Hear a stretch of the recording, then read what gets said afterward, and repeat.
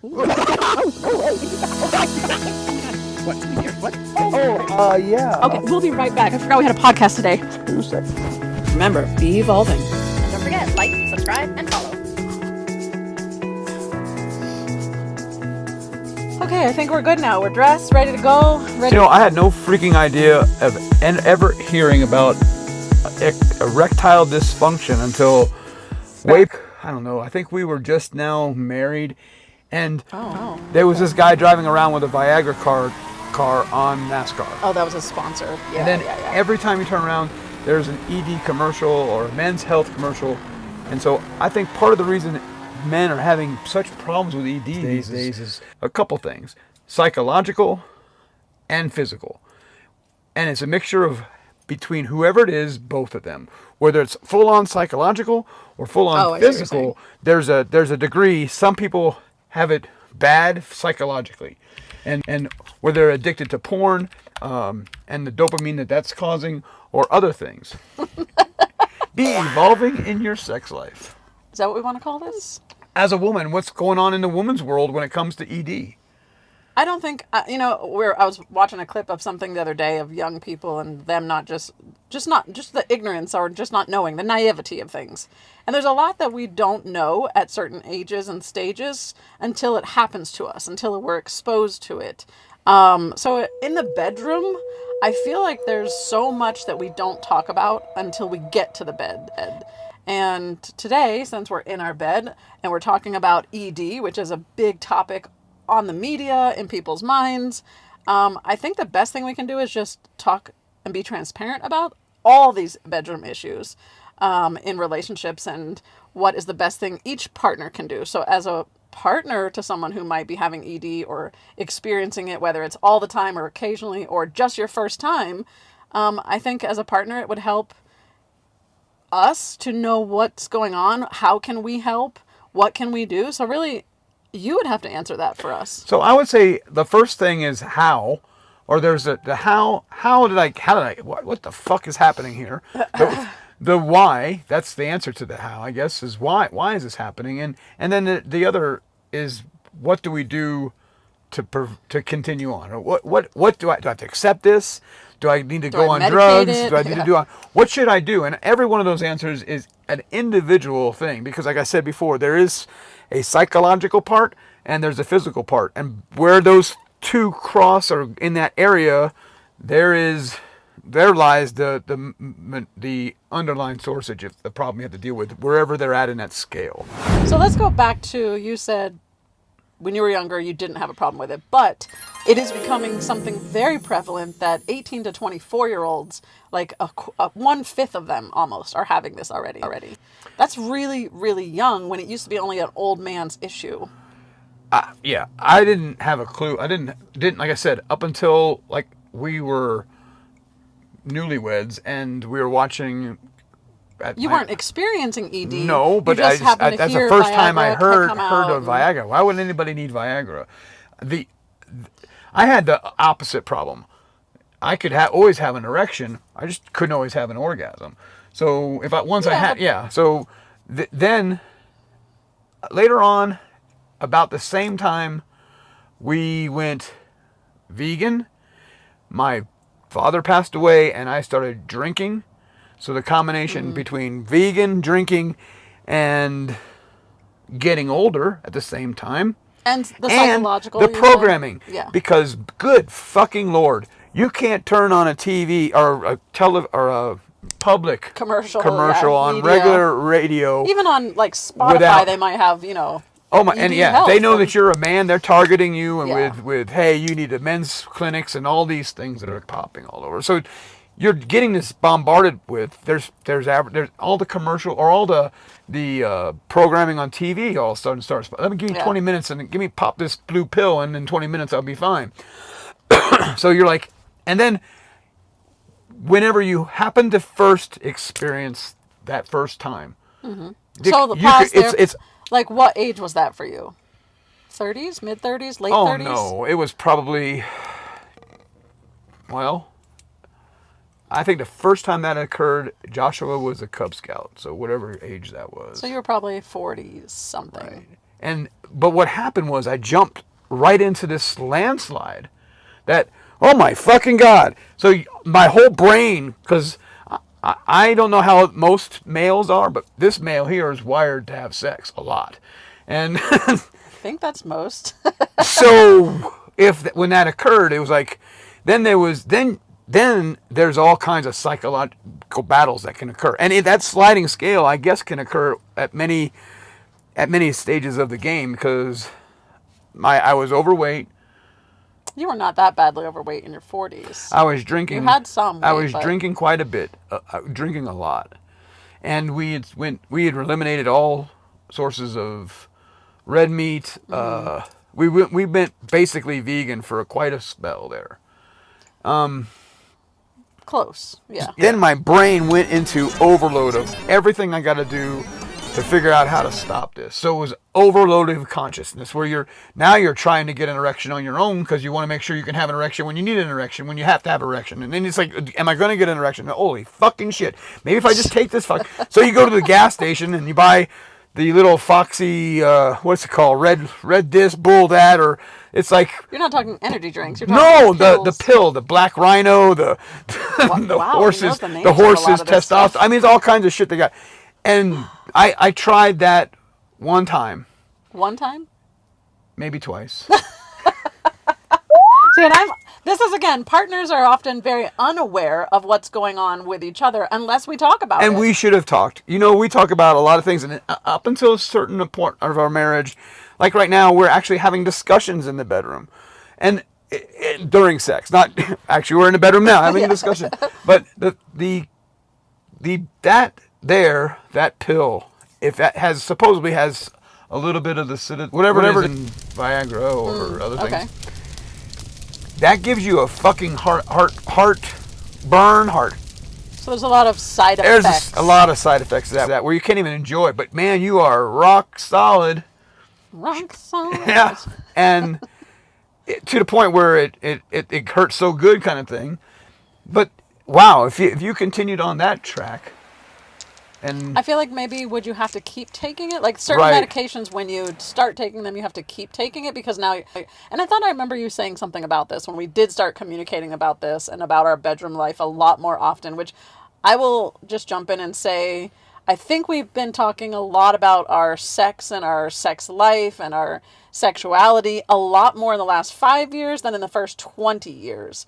The first 20 years, we just rolled into bed with expectations, each of us, and very little communication about what we liked, what we didn't like, and what we wanted, what we didn't want. So the last 5 years have been the best 5 years. When you say communication, we've actually spoken. Correct. Said, or even just stop in the middle of something and be like, something's not working. Or ask one another, like, are you okay right now? Be aware, read the room, literally, and not be a selfish sexer, I guess. Yeah. So staying on the topic of erectile dysfunction, and some of the top causes, like we did look into this a little bit, is things like diabetes, overweight. If you're on medications, oh my gosh, I've read some of the side effects of these medications. It's so horrible. If you're on antidepressants, that is one of them. It's going to take your libido down and take your sex drive and your sex ability to be able to perform down. So I think this is part of the reason that we're seeing such an increase, where it used to be an old man's issue. Now so many young men, because we do have a lot of young men being depressed. There's also the amount of pornography that's available. There is a study that I was, and that's the thing, let me just inform you, wife, female, what? That these men that are having this problem, they're studying every fucking thing. You think so? Oh God, yes. Every time you get together, I don't know, you're a studier. I'm telling you, every time I got together with someone's like talking about, oh, I'm gonna get some ashwagandha tea. I know exactly what that fucker has been doing. This guy's in the fucking Whole Foods and he's in the men's aisle and he's down on his knees looking at the nitric oxide blood. Fuck, I know what he's been. And they're all different ages. I mean, they're in fucking vitamin stores. I know that they're studying YouTube University, and then there's the guys on YouTube University. It goes.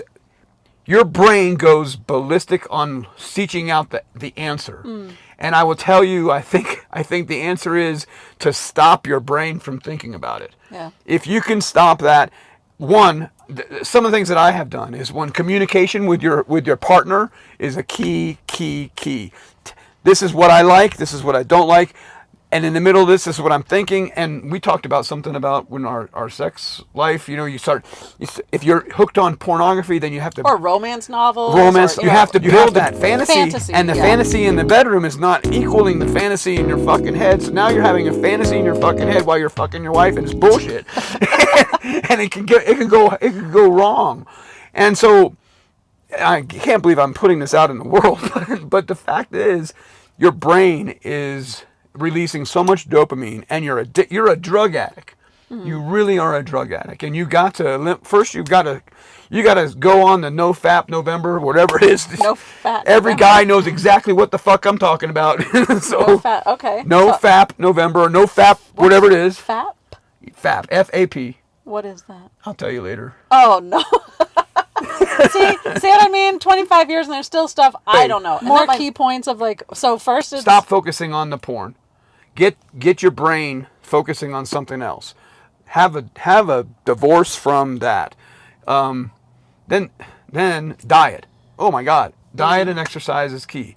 If our sacral areas where we produce our energy, this is where... And our root chakra? This is where we produce things. You produce it with producing a baby. We produce it producing testosterone and everything else. Mm-hmm. And this energy is, if it's surrounded by fat, and like you were saying something about most body mass index is over 25. Yeah, that's bad. I don't know what mine is. I have no idea. But I hope if it's not... It's not that high. Okay, good. No, it's not. But, okay, so taking control of your mind, which includes, lower the porn. Doesn't mean you can't watch porn ever. No, I'm not saying... Incorporate that, but you know what? Take it down a notch. And then diet and exercise, because a lot of this is, when you studied, you were sharing a lot with me, a blood flow issue, too.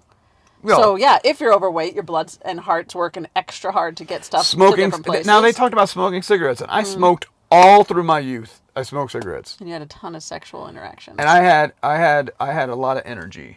I like how you say that. I had a lot of energy.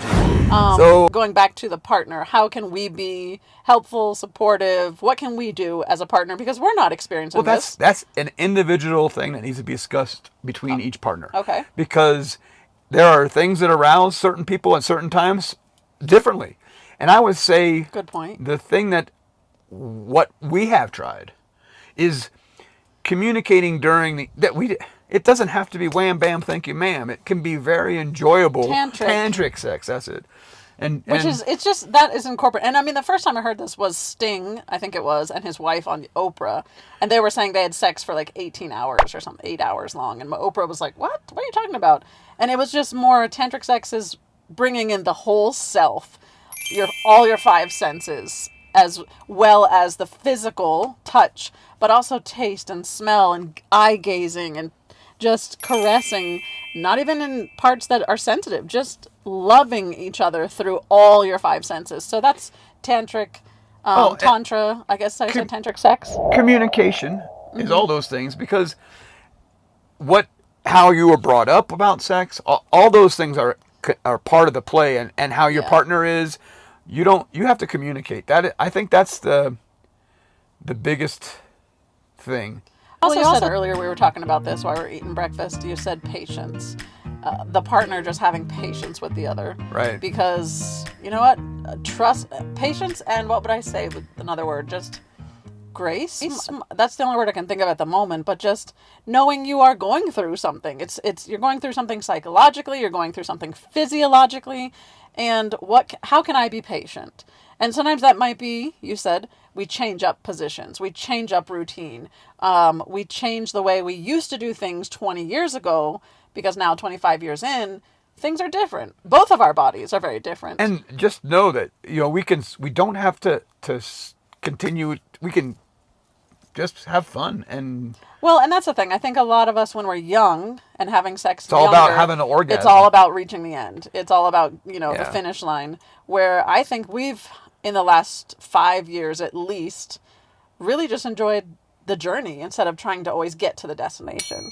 Well, also knowing your partner when they are On or on off? or off. I mean, and that is only by communication or just less. And there's more parts of communication. There's 2 parts of communication, Oh, I should there's say. many, actually. But the key parts are hearing about what your partner likes, hearing about, and at the same time addressing what you like, and so having hearing, speaking, and those can be watching, done. observing. Those can be done. Yeah.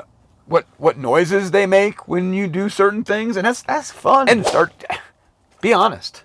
I mean, I don't know why I would not tell you if I was going to do something. Well, I will say in the beginning, because the first time it happened, I think you were almost embarrassed. Yeah. I think there's a level of shame that seems to be with that. Because, again, programming, you're a man, you're supposed to do this. You're supposed to be able to switch on. You're supposed to be able to... And I will honestly say, as a female who's been programmed as well by books and media and movies, that I just assume you're always ready. And you, vice versa, based on what you've been watching, would always assume I'm always ready. Right. And this is stuff you don't really know What until did you you get into bed with someone, and it doesn't happen that way. Well, I was shocked that until I met you, and I had been married twice and had no Twice. idea that women have inside their vagina, they pee out of another hole. I didn't have. Wait. I didn't know You that. just said inside our vagina. Oh, see, I didn't even know. Still don't even know. Oh man. Okay. So that's gonna be another episode. No, I for didn't. another time. Yeah, and I didn't know anything about that shit. The naivety of naivety. our bodies that each sex doesn't know about the other. We'll talk about that next week or another time. Well, I didn't even know too that I knew you had a cycle. We all know that. We would drag. You learned that in school in But- science, sure. In that cycle, there are fun times. I remember you called them slip and slide weeks. It's like I never fucking knew. Never had a. Wait, what is that? I've learned more about because of our communication. You've always been very in touch. And we've talked about this in other episode. You've always been in tune with what your body does and different things, and you've been communicating that with me since we met. So. All right, so wrapping it up today, what is some of the takeaways you want to leave for the young men and the young women, or just their partners? What is the key takeaway that you want to leave everyone with, whether you're 18 or 81? Find out where you are on that scale, whether you need to work on your diet and your mental state. How is this affecting you? First, locate yourself. Where am I at on that scale? Do I need to lose weight more than I do? I mean, you got to do both. It's a combination of things, and you'll start feeling better if you're losing weight anyway. The other thing, cut off the advertising, man. I stopped listening to the radio for quite a bit. Yeah. I just had to the point until I got strong enough that I could not care, till the focus went away, because that's all it was drawing my attention, and it was like, oh my god. Well, I like the statement, energy flows where attention goes. Where attention goes. So yeah, if that's what you're consumed with, and there was a season you were, like, hyper consumed with this issue. Consume yourself with something else. Yeah. Consume yourself with something else. I would say the next thing is communication and listening to your partner.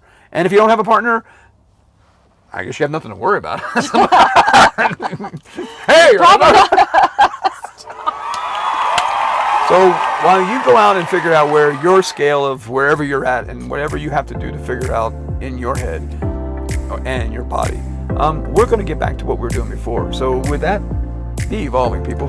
Yeah, give me these covers. Hey, what's that? Evolve, the #1 podcast about relationships.